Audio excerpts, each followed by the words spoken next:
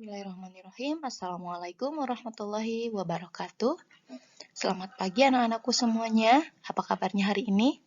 Mudah-mudahan kita semua selalu diberikan kesehatan ya, selalu ada perlindungannya. Kembali lagi pada hari ini yaitu hari Rabu tanggal 23 Februari 2022 kita akan mempelajari akibat dan penanggulangan bencana serta sikap empati. Minggu lalu kita sudah belajar ini, hanya saja minggu lalu akibat dan penanggulangan bencananya yaitu terhadap bencana banjir, longsor, dan gunung meletus. Kemudian hari ini akibat dan penanggulangan bencananya terhadap bencana gempa bumi, kemudian tsunami, dan angin puting beliung. Nah, yang pertama perlu kita ketahui anak-anakku semuanya, gempa bumi dibagi dua, yaitu gempa bumi tektonik dan gempa bumi vulkanik. Nah, di sini artinya juga berbeda. Apa itu gempa tektonik? Gempa tektonik adalah jenis gempa bumi yang disebabkan oleh pergeseran lempeng atau batuan yang ada di perut bumi. Nah, berbeda dengan gempa vulkanik. Kalau gempa vulkanik adalah gempa bumi yang terjadi karena adanya aktivitas magma oleh gunung berapi. Oke, kita lanjut ya. Nah, akibat gempa apa sih, Bu? Kita sudah pada tahu ya semuanya. Kalau sudah terjadi gempa itu pasti akan menimbulkan bangunan, jembatan, semuanya roboh ya, dan dapat menimbulkan korban jiwa ya. Nah, bagaimana penanggulangan gempanya, Bu? Di sini meskipun akan atau sedang terjadi gempa, kita harus tetap tenang dan selalu waspada. Dan lakukan yang pertama, jika terjadi gempa, berlindung di bawah meja agar tidak tertimpa benda-benda yang berjatuhan. Kemudian, yang kedua, jika sedang di kamar, tutup kepala dengan bantal agar tetap aman. Nah, yang ketiga, hindari benda yang mudah pecah. Seperti apa, Bu? Kaca, gelas, ya, agar tidak terkena pecahannya. Dan yang keempat, keluar rumah dan cari tempat yang luas, jauhi gedung, pepohonan, serta lampu jalan. Nah, kemudian kita ke akibat tsunami ya. Sudah pada tahu ya akibat tsunami itu apa?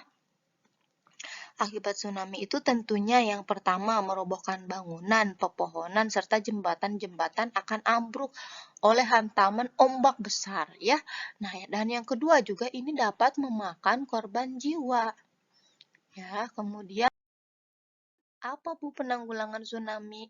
Nah, jika tsunami datang, tetap tenang dan bergerak cepat, serta carilah lapangan atau tempat terbuka di dataran tinggi agar tidak terhantam oleh tsunami. Ya. Kemudian, yang ketiga, akibat angin puting beliung. Angin puting beliung dapat menghancurkan bangunan, pepohonan, dan hewan. Semuanya akan terlihat berantakan. Ini bukan angin biasa ya, angin puting beliung itu angin dengan pusaran yang sangat kencang. Nah, kemudian bagaimana penanggulangan angin puting beliung? Jika angin puting beliung, tetap kita tenang ya, jangan panik dan bergerak cepat. Serta lakukan yaitu carilah tempat terbuka, misalnya lapangan, setelah itu berbaring tiarap. Posisi ini akan menghindarkan seseorang terbawa pusaran angin. Begitu ya anak-anak ya. Kita lanjut. Nah, jadi sekarang anak-anak sudah mengetahui akibat dan penanggulangan terhadap bencana. Kemudian apabila ada orang lain atau saudara yang terkena bencana, maka kita harus menolongnya. Dengan apa kita menolongnya?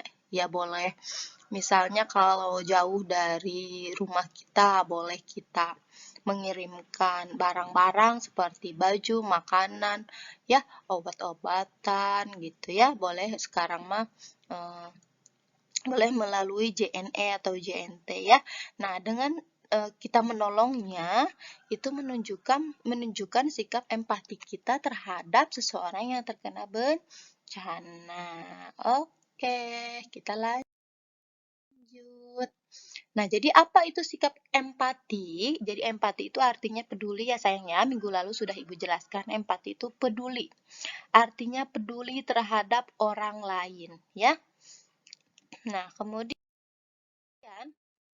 kita akan mempelajari latihan soal ya pada halaman 86 di buku paket PLH. Di sini ada cerita, ini Nenek Aci, ia sudah tua, ia tidak punya keluarga, rumahnya kebanjiran, nenek mengungsi, di pengungsian nenek kelaparan.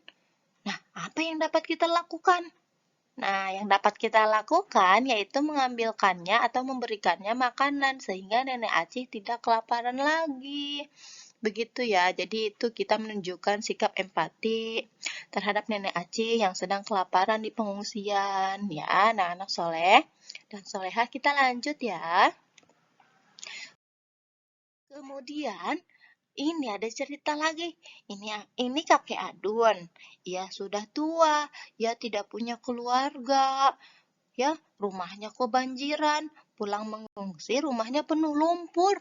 Nah, kakek itu kebingungan gimana ya cara membersihkannya sedangkan dia udah tua ya, sudah tidak kuat untuk membersihkan rumah yang penuh lumpur. Nah, apa yang dapat kita lakukan? Kita harus menolongnya. Dengan cara apa menolongnya? Kita dapat melakukan dengan membantu kakek Adun itu membersihkan rumahnya menggunakan cairan pembunuh kuman agar rumahnya bersih kembali. Nah, kemudian ada cerita terakhir nih. Di televisi diberitakan terjadi bencana banjir. Lokasinya jauh dari rumahmu. Nah, mereka membutuhkan bantuan makanan, pakaian, dan obat-obatan. Nah, apa yang dapat kita lakukan? Meskipun jauh, kita dapat mengirimkan bantuan loh. Melalui apa? Ya, contohnya kita bisa mengirimkan makanan, pakaian, obat-obatan melalui JNT, JNE, atau jasa pengiriman lainnya ya. Nah, anakku semuanya, mudah-mudahan kita semua selalu diberikan keselamatan oleh Allah Subhanahu wa taala dan dijauhkan dari bencana-bencana alam yang dapat merenggut korban jiwa ya. Oke, hari ini kita sudah belajar akibat dan penanggulangan bencana serta sikap empati terhadap seseorang yang terkena bencana ya. Mudah-mudahan dapat dipahami dengan baik. Nah, adapun tugasnya hari ini yaitu mengerjakan halaman 87 di buku tulis PLH. Jangan di buku paket ya sayang ya. Di buku tulis PLH atau di buku catatan PLH halaman 87. Boleh ditulis jawabannya saja ya. Karena soalnya terlalu panjang jadi boleh ditulis jawabannya saja. Dan jangan lupa dikirimkan ke GCR ya. Selamat mengerjakan dan tetap semangat. Alhamdulillahirrahmanirrahim, materi hari ini telah selesai. Mohon maaf apabila banyak kekurangannya. Ibu tutup billahi taufik wal hidayah. Wassalamualaikum warahmatullahi wabarakatuh.